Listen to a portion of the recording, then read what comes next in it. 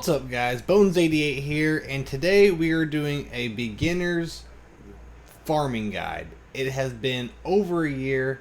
Matter of fact, I believe it was my very first video I ever did on this channel was a beginner's farming guide, and I haven't done one since. So lots and lots and lots have changed since then, so it's no better time than now to do one.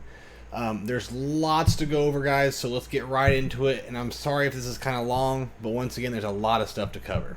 Okay, so the first thing I want to go over is more of a warning than anything. If you're just starting this game out, then there's something you got to watch out for, and it's called roster inflation. Every time you level up someone, no matter how minuscule, it adds points to your roster hero, to your total hero power. Now that total hero power is taken in effect whenever you're playing Battlegrounds. So whatever your total hero power is will be matched up against someone else with similar total hero power. Now after playing this game for a long time, I realized there's a right way to build a roster and a wrong way to build a roster. The right way is not to unlock everyone when they're ready to be unlocked. Not to level someone up to 7 stars when they're ready to be leveled up to 7 stars, unless you're ready to work on that one person. Otherwise, just leave him down at the bottom of your roster, even though no matter how bad you want to click on it and level them up, do not, until you're ready to do that. But when you just put a little bit into them, or you unlock them or level them up, that's inflating your roster total hero. When I say THP, that's total hero power. It's inflating your THP, which means you'll go against someone that has the same THP as you, but they might have built their roster differently by not unlocking those and putting all that resources and power into other characters, and it will screw you over in the end. I know it's kind of confusing what I'm trying to say is, but what I'm saying, if you want to build it the most efficient way, do not unlock characters and do not level them up star-wise until you're ready to work on them. Then go ahead, you're all ready to do it. Otherwise, work on who you currently are and put everything into them. But then again, you know, you can do it however you want. You know, you're the one playing the game, have fun with it. But I'm just kind of trying to tell you how to be the most efficient with it. But once again, I'm more of a collector where I wanted all my shiny thing. I want them all unlocked. I want them to start up as fast as I can. But that screwed me over in the end, and that's why I really want to make sure I put this in the beginning of the video to let you know to be careful on how you do it. And it sucks that it's that way. I've complained about it for months now, but that's just how it is, and that's how you got to do it. So just be careful how you spend your resources, and just be careful. Okay, enough of that. Let's get into it. So when you start out, you automatically want to start farming a faction to unlock a legendary. Every faction takes 5 characters out of that faction at 7 star to unlock their legendary. So, for example, in this video, I'm going to suggest that you go Orcs first. Orcs are the easiest team to build right from the get-go. They'll help you get through a lot of stuff right from the get-go, and it unlocks the legendary Soleus, as you see here. So when you get 5 Orcs to 7 star, you can automatically start doing this legendary all the way up to 7 tiers. Now don't get me wrong, as you build up your characters, you can do some of these, but you can't completely unlock him to 7 star until you have a squad that's 7 stars. And so that unlocks Soleus. Soleus is a human, and he will help you in the human event. And then whenever you unlock a character from there, they'll help somewhere else. So it's, you know, it's kind of a snowball effect when you do this. And when I'm telling you who to go for first, you don't have to go Orcs, guys. They've redone it to where you can do anything you want. You can go humans first. You can go Pride first. This video is just for me to tell you the most efficient way and how I did it when I first started out. And it worked out very well. But just so you know, when you're watching this, you can go however you want. But I kind of just want to set you on the right path for the people who have absolutely no clue what they're even doing. Okay, so here we are with the Orcs. In this video, I'm not going to tell you where you need to go to farm them. If you want to get somebody and you don't know where to find them, click on that character. We'll click on Corcoran here. Sorry, you can't see me here. Go down to the corner and click Find. Let me move myself back here. And it will tell you where you can find him. So you got to go over here, but look at this. So you can find him in the Dawn of the Order campaign, Rage of the Clans campaign, and another Rage of the Clans campaign node. So you'll go there to farm him. Everyone's different. Some characters are only found in arenas. Some aren't found anywhere because they're brand new characters and you're waiting for them to go somewhere. But I will try to kind of guide you down the right path, but we got to be quick about this or we're going to be here all day. So that's how you find characters.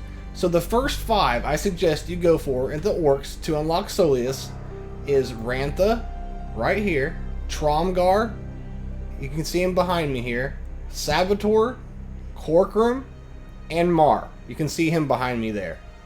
Those are the 5 that are going to be the easiest to get right from the get-go. Are they the best Orcs? No, they are not. Let me say that again. They are not the best Orcs, but that's the only. You're only going to be able to get those guys right from the get-go. Get them to 7 stars the easiest, and get Soleus. Once you get Soleus, things start ramping up, and campaigns and stuff start getting beat a little bit faster. Alright, so, you've got your Orcs to 7 star, you went into the Soleus event, and you unlocked him at 7 stars. Now, it's time for you to shift your focus onto humans. The very first human you're going to want to get is Soleus, and you have him. So he'll be your leader for that event, and he's going to make a huge difference in that event. The next human you'll want is Little Baddie, then Freezard, Eric Shieldbreaker, and you can go many different ways. You can go Snorri. Snorri's pretty good. He kind of falls off down the line, but he's pretty good. Cruel. Cruel actually is the way to go. If you can get her, go Cruel instead of Snorri. So we have Soleus, Freezard, Cruel, Little Baddie, and Eric Shieldbreaker. So once you have those humans at 7 stars, you'll go here to Mordoom's Curse, and you will unlock Mordoom. He is an Orc, but he does well with demons and Orcs. But the problem is you already did your Orc event. So although he won't help you in the next event that you do, he will help you in everything, in arena, in tournaments, in campaigns. He is one of the best characters in the game, and to get him this early is nuts. You want to get him as fast as you can, because when you see him, you'll be like, wow, I'm so glad I got him already. And when you have him and Soleus in the game starts to progress rapidly a lot quicker. So you want to try to get these guys unlocked as soon as you can. Okay, so you've 7-starred your humans, and you've unlocked Mordoom. Next up is demons. The same thing, 7-star demons. This is who I would go with. Let me move out of the way here so you can see. First, you want to get Slinger here. He'll be your leader. He's a great leader anyways. He's a leader that you can use all the way around with other people, but he will do the job. So you want Slinger, Xantara, Kyra, Mega Wheel, and Venomate. Once again, this is not the best demons in the game, but this is you're going to be the most available to you right from the get-go to get you going in the game. So once you have them up and ready, you'll go to the General Murdoch's event here and unlock General Murdoch. General Murdoch is a goblin, so you get him unlocked, and he'll be your leader for your goblins, and that will help you in your goblin event. So guess what's going to be next? Guess who you're going to focus on next? Goblins. Now, goblins can be done in many, many, many ways. I bet you if you ask one person, they're going to tell you something completely different than the next person does. Because there's so many combinations, they do so many different things, that you almost can't go wrong with the goblins. You could pick anyone you want, but I'm going to tell you who I think you should pick. That doesn't mean it's the best way or the wrong way, it's just the way that I would go about it. So let's scoot me over here. Of course, you have General Murdoch, and that's who you're going to use as your leader. He's the best leader for the goblins, and he's great for the event. Next, for your tank, I would go Adam, and then Instructor Goram. Instructor Goram has a leadership of his own, so that's useful, but he also has synergy with Adam that helps Adam taunt. So you really want them together if you can. Then Dr. Frank.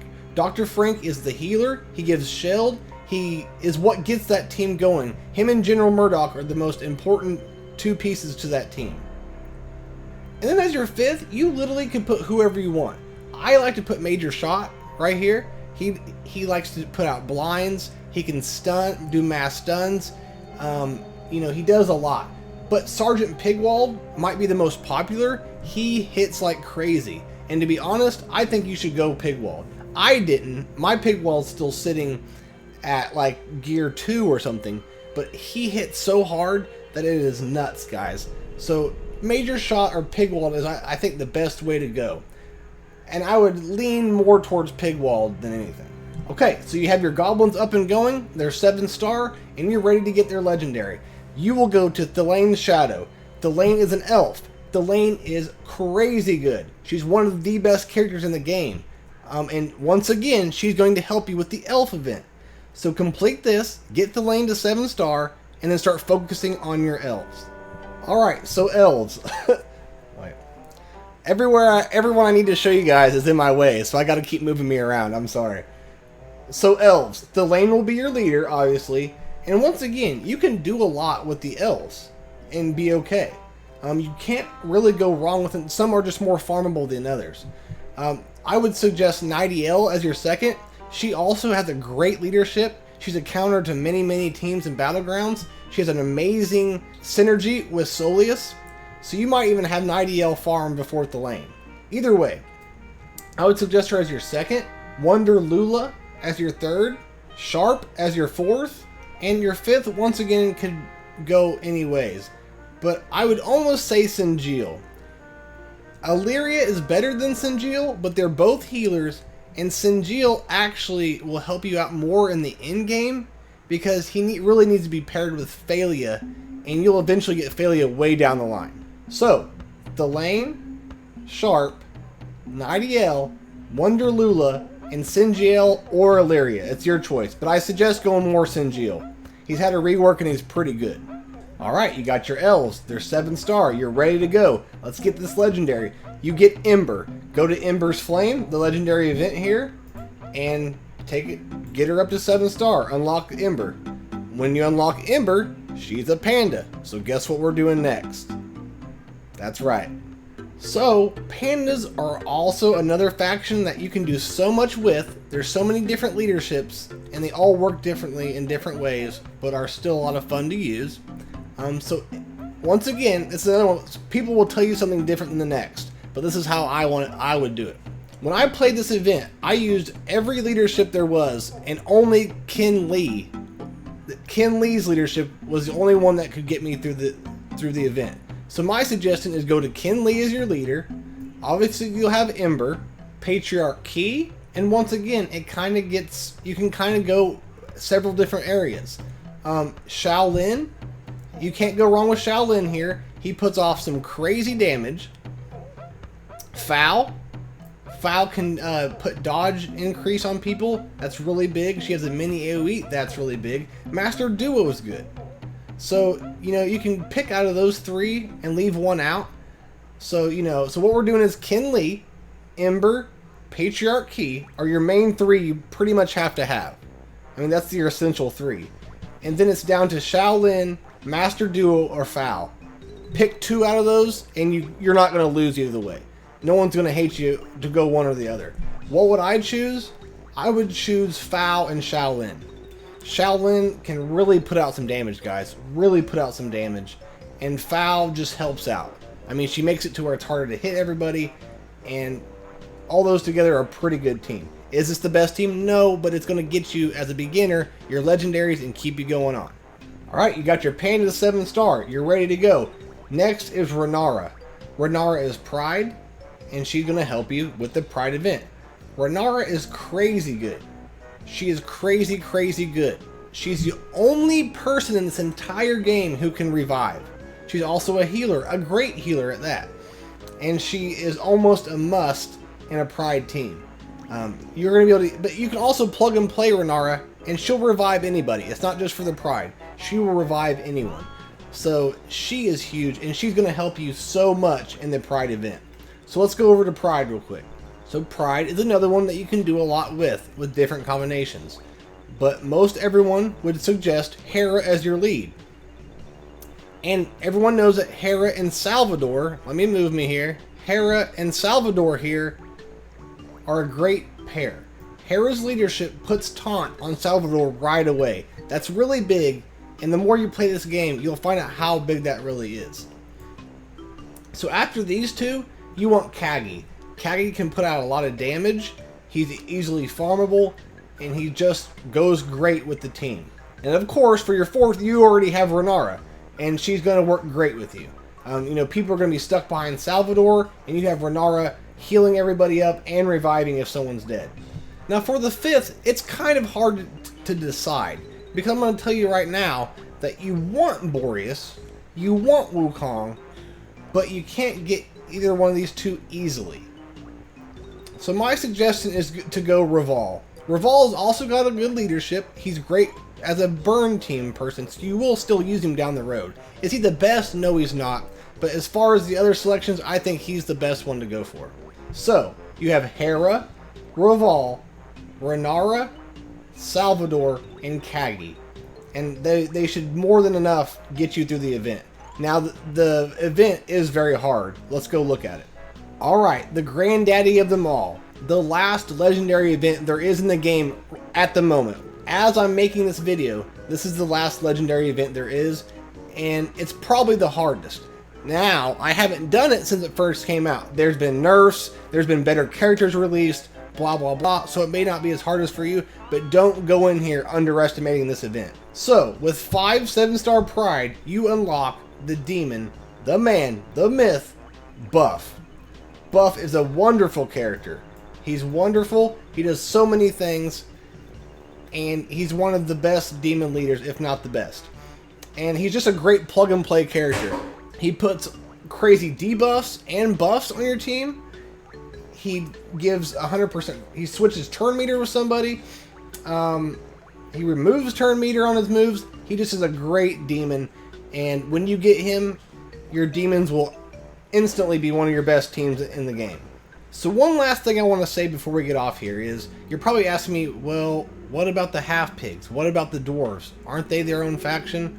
Why aren't they have legendaries? Well, at the moment, they don't have a legendary event. But they are coming, but as I make this video, there is not a legendary event for them.